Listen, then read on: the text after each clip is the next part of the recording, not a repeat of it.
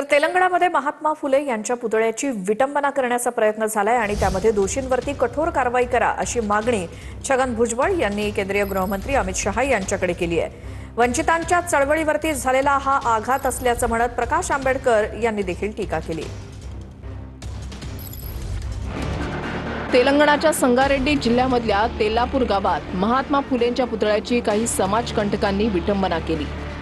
समाजकंटकांनी पुतळा पाडण्याचा प्रयत्न केला। या विरोधात देशभरात तीव्र संताप व्यक्त होतोय। मंत्री छगन भुजबळ यांनी केंद्रीय गृहमंत्री अमित शहांना पत्र लिहून दोषींवर कारवाई करण्याची मागणी केली आहे। दोषींवर कठोर कारवाई करा। तेलंगणातला महात्मा फुलेंच्या पुतळ्याची विटंबना म्हणजे सामाजिक विचारांवर हल्ला। हा हल्ला सामाजिक समतेवरचा घाला आहे असं भुजबळ म्हणाले। प्रकाश आंबेडकरांनीही या घटनेतल्या दोषींवर कारवाई करण्याची मागणी केली आहे।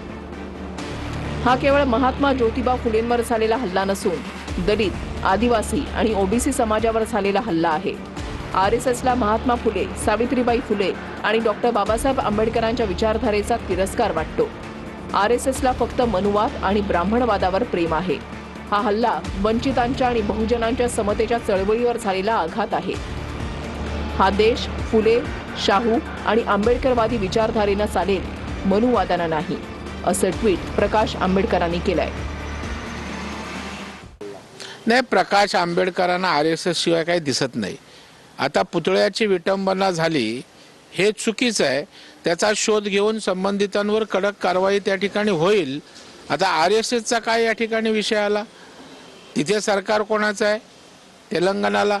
त्याच्यामुळे मला वाटतं केवळ आरएसएस द्वेष हा काही लोकांच्या नसानसात भरलेला आहे। त्यापैकी प्रकाश आंबेडकर एक प्रमुख आहेत। छगन भुजबळांनीच आक्रमक झालं म्हणजे अशातला भाग नाही। महात्मा फुले आपल्या या महाराष्ट्राची नव्हे देशाची अस्मिता आहे। त्यामुळे अशा पद्धतीनं जे कोणतं सरकार तिथे असेल त्यांनी चौकशी केली पाहिजे। जे काही दोषी त्याच्यावर ताबडतोब कारवाई केली पाहिजे।